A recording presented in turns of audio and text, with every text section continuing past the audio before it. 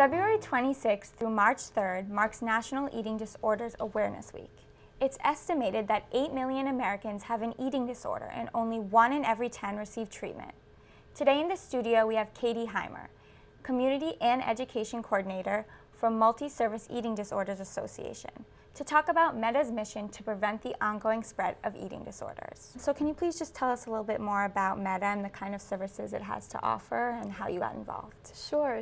MEDA is a nonprofit. We're based in Newton, and we provide a variety of different services relating to eating disorders. So we offer clinical services, we run support groups, we offer assessments for people that think they might be struggling. We also offer educational services. So we offer presentations. Schools, community groups can bring us out and we can do educational presentations on a variety of different topics relating to eating disorders and body image. We also offer networking opportunities. So for professionals in the field that are treating eating disorders, whether they're therapists, nutritionists, other people that are treating eating disorders, they can come in. We have networking, we have professional enrichment opportunities, we have a yearly conference. So we have a lot of stuff going on. We have this three-pronged approach, which is basically the education, the clinical work, and then the professional development. And I got involved because I struggled with an eating disorder in high school. And after I recovered, I was involved on my college campus in eating disorder outreach. And then I went to graduate school for media studies. So I was really interested in the ways that media ties into body image. And then I got out of grad school, I found this job, and it was a perfect fit. So the combination of the personal history and the sort of academic and professional interest was what brought me there.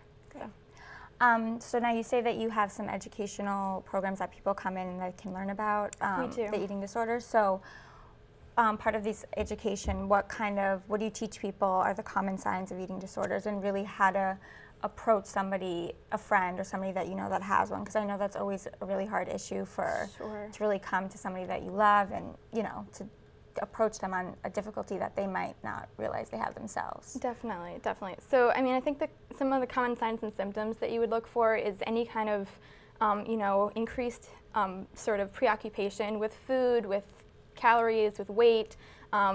Eating disorders can go either way. It can be restriction, it can be anorexia, things like that. It could also be bulimia or binge eating, which would involve overeating. So there may be, not necessarily, but there could be weight gain or weight loss, something to look for. There are a lot of other medical reasons for that as well, so that's not on its own really something that would be a definite sign, but could be part of it. I think you look for anything that's kind of a rigid behavior on food, anything that seems people that maybe are, have to eat the exact same thing every day at the exact same time, or just have a lot of rules for themselves around food. Like they can't eat certain foods ever. They're just very strict about what they eat.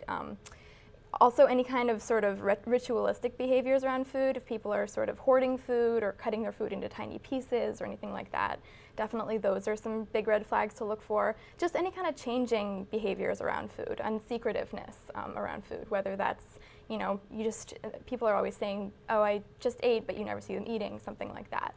So those can be some of the kind of signs and symptoms to look for. In terms of how to approach it, it's a great question because I think people sometimes, it's not always what people would assume. A lot of people's first instinct is to kind of say, you need to eat more, you need to eat less, depending on the disorder. You need to gain weight or lose weight. Those are kind of, that's the frame that the person with the disorder is already putting it in.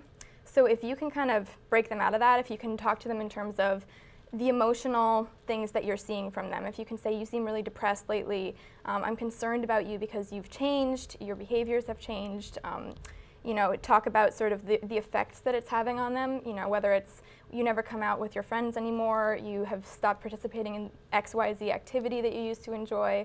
If you can kind of put it in those terms, it's a lot harder for them to kind of just tune you out.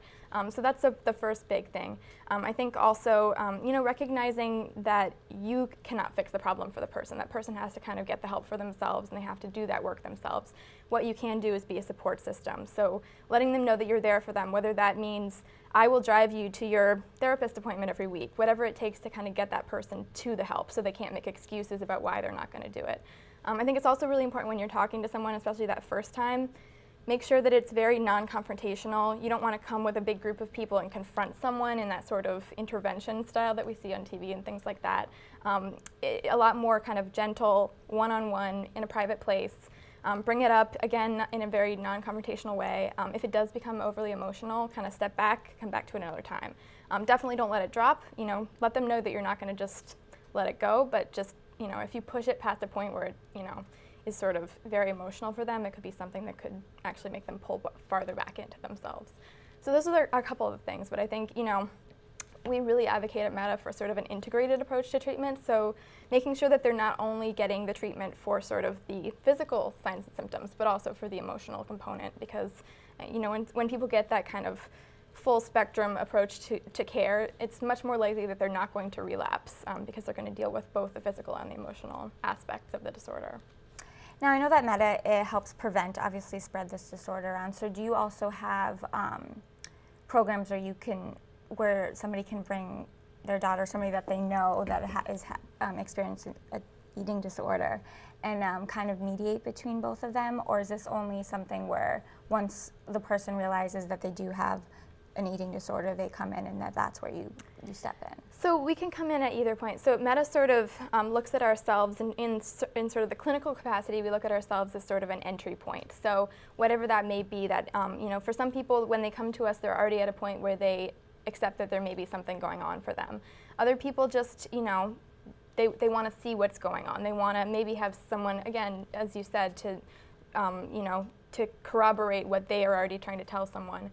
We offer coaching for families, so people that are loved ones of somebody that might be struggling can come in and kind of learn some skills of how to approach that the best that they can, and how to talk to the person, and kind of how to deal with their specific situation.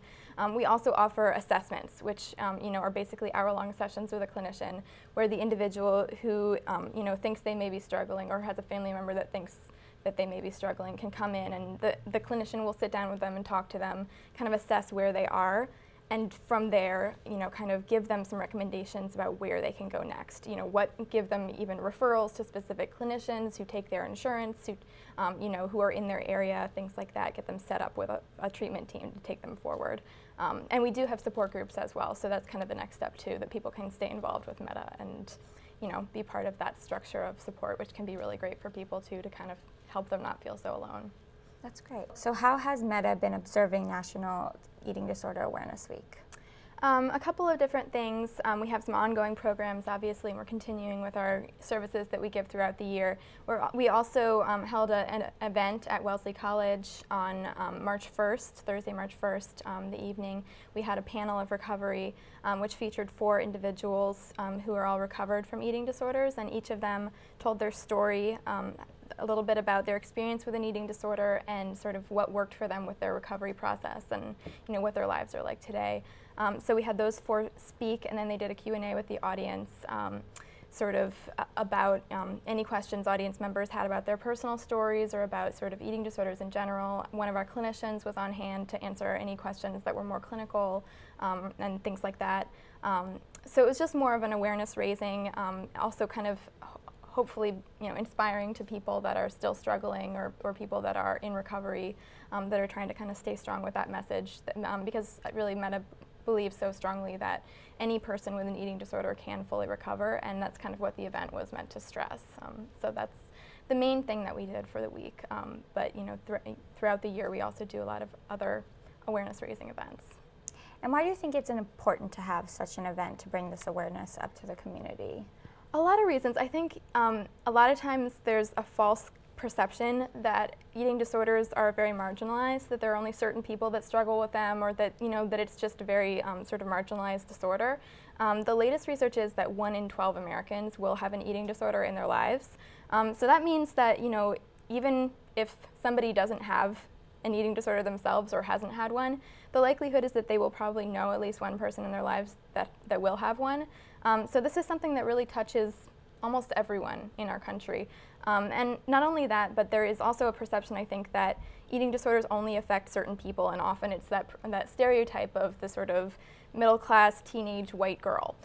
We see everyday evidence to the contrary of that, and there have also been studies that have now shown that too. We see more and more men that are struggling with eating disorders. We see younger and younger children, older adults, people from every racial and ethnic background, every socioeconomic status. So this is really something that is affecting a lot of different people, and we really hope that through education we'll get that message out, and we'll also kind of destigmatize it so that people that are struggling will feel more comfortable to talk about it and to come forward. So where can we get more information about the cause? Sure. So if anyone is interested, thinks they may have a loved one or themselves that may be struggling, or just wants to get more information about eating disorders or about awareness efforts, you can visit our website. It's www.medainc.org. You can also give us a call, 617-558-1881, or we also have a toll-free helpline which people can call and just talk to a clinician privately, confidentially, and that is 866-343-MEDA, MEDA. Well, thank you so much for coming in. Sure, my pleasure.